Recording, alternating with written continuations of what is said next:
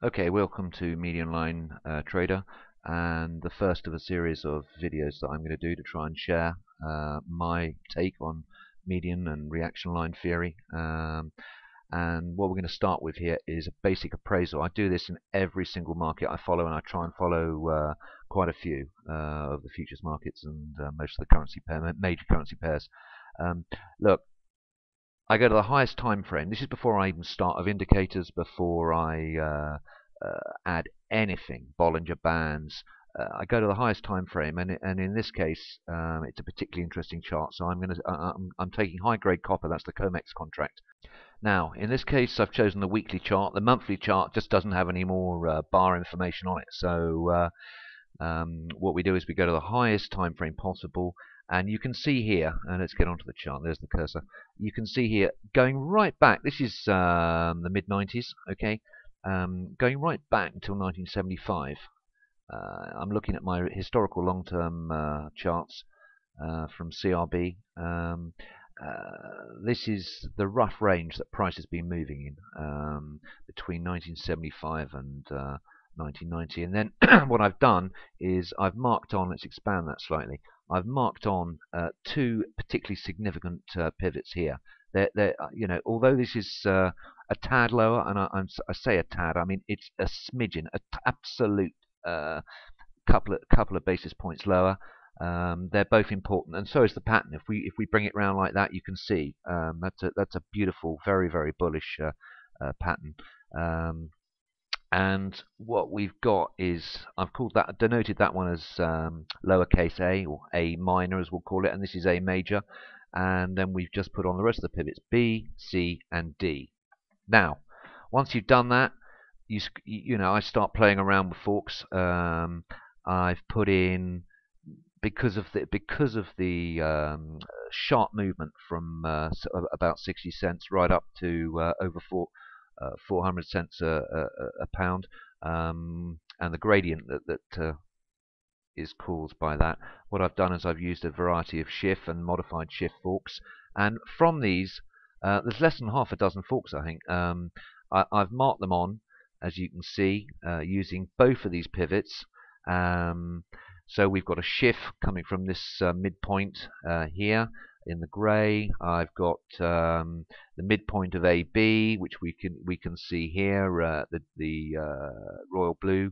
We've got a green, which is the midpoint of A minor to B, and I've also marked on underneath that the just straightforward Andrews versions of those. So the thin blue is obviously pre its modified Schiff form. So there they are, all marked on. In addition to that, I've added in what I call the controlling swings. These come from the major pivots.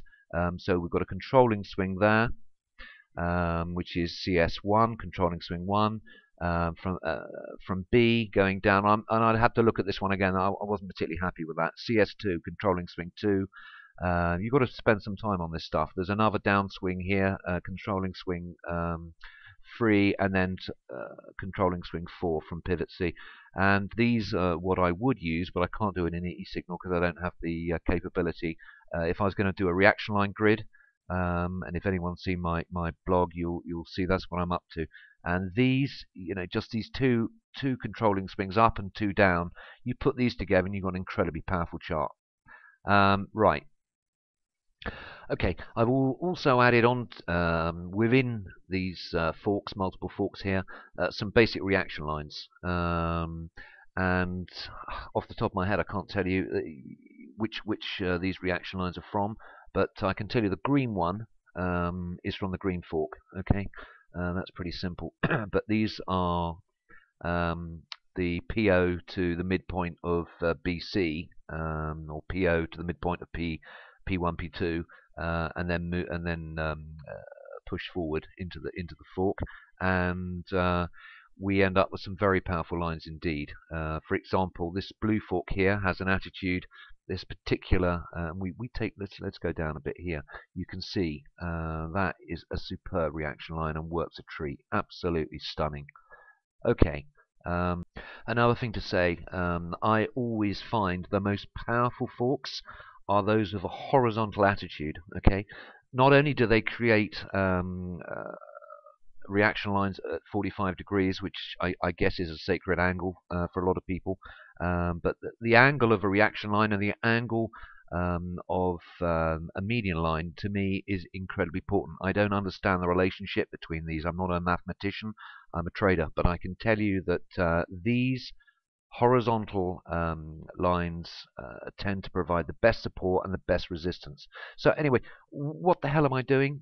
People are asking, what's this all about? Okay, and because this just looks like basic forks, it doesn't really do anything for us. If you look closely, it does, but not in this time frame. You can see that I guess any of these major pivots, I can find you a median or a reaction line. For example, this one here. I can basically allocate all of these. If I spend enough time, I'm pretty sure I could find 90% a median line or a reaction line to give you 90% of these minor pivots.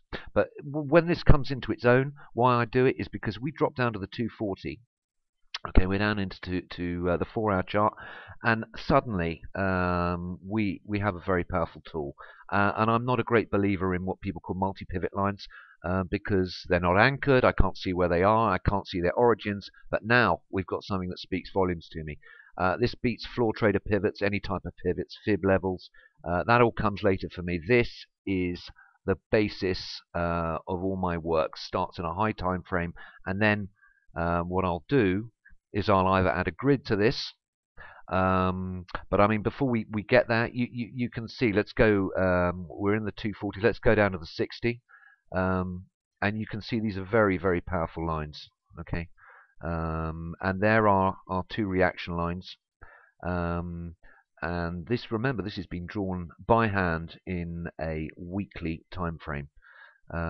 So these are very powerful, and in the next video I'll be showing you what I do next. So until then, thank you very much.